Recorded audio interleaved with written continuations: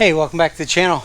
It's a beautiful day out and I'm going to try to get some work done on the trailer, and I picked up this little Harbor Freight sandblaster.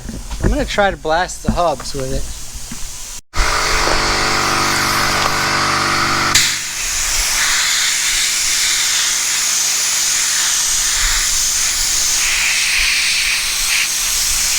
I wasn't planning on doing a review of that sandblaster, but since I started talking about it, I'm going to tell you what I think of it. First of all, it's like $35 at Harbor Freight. When I first started blasting with the full canister of sand and my little waffle compressor there full of air, it did good. It started peeling that paint quick. As it went on, it didn't perform as well, but that's not because of the sandblaster. That's because my little compressor couldn't maintain enough pressure. I'd be blasting, I'd have to stop, give it a couple minutes to build up again, and start again, and then it would do good. So if you use a bigger air compressor that can maintain that pressure, it's going to work fine. The other thing was, at first I had the canister not very far from me, and the hose wasn't straightened out very well.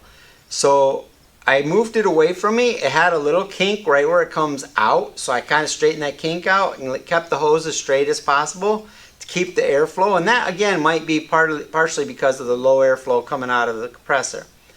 But when I kept the canister further away from me to keep the hose straightened out more, and the pressure was good on the air compressor, it actually did pretty good. I wouldn't recommend it for huge jobs. It'll take you a while. But I plan on using it on like the front frame rails, the horns on the 2A. I can roll it outside, do the sandblasting outside the shop in the driveway where I don't care if the sand's on the ground. So for small specific jobs like that, I really think it's going to be good, especially when I get my bigger air compressor working. But I wouldn't probably recommend it for, like, you don't want to sandblast the whole car with it. That would take you a long time, I think. But for small specific jobs, I think for $35 that's going to be a pretty good investment.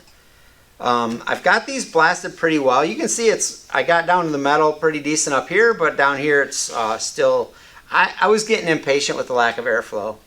Not the blaster. The blaster actually I think did pretty well. I'm kind of happy with that. Looking forward to using it some more.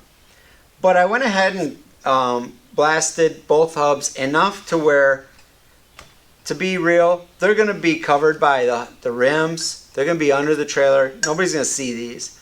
So I've got them blasted enough to take paint. Tell, we went from shorts and flip-flops a couple days ago to in the low 50s today. So it's kind of chilly out here in the shop. Got those probably blasted as much as I'm gonna. They're smooth. They're going to get sprayed after I clean them, like I talked about a little bit ago, but I don't feel like digging into the grease. I'm going to probably work on that tonight yet, but I didn't feel like doing it right away, so I thought I'd start bolting some brackets onto the frame. Then realized I hadn't sorted my hardware yet, or found out what, because there's a lot of bolts that I broke off when I was taking it apart, but so I don't know what all needs to be replaced yet. So I'm going to go separate all these into like kinds. Gonna sort them. And then I printed out, a while back, I printed out the PDF of the entire manual. So I'm going to start trying to figure out what part bolts and nuts and bolts go to what brackets and mounts. And see if I can determine what I've got and what I don't. So I'll get the wire wheel to some of these and clean them up as well. So I got a little bit of work ahead of me. Got all the grease and grit and everything cleaned out of those pretty good. So I got them cleaned up a little bit more and then sprayed those. Got a couple other odd and end parts I found laying around that I didn't get to, so I cleaned those up and sprayed them. Spent quite a bit of time over at the parts cleaner. That ain't nothing you wanted to sit and watch, I'm sure.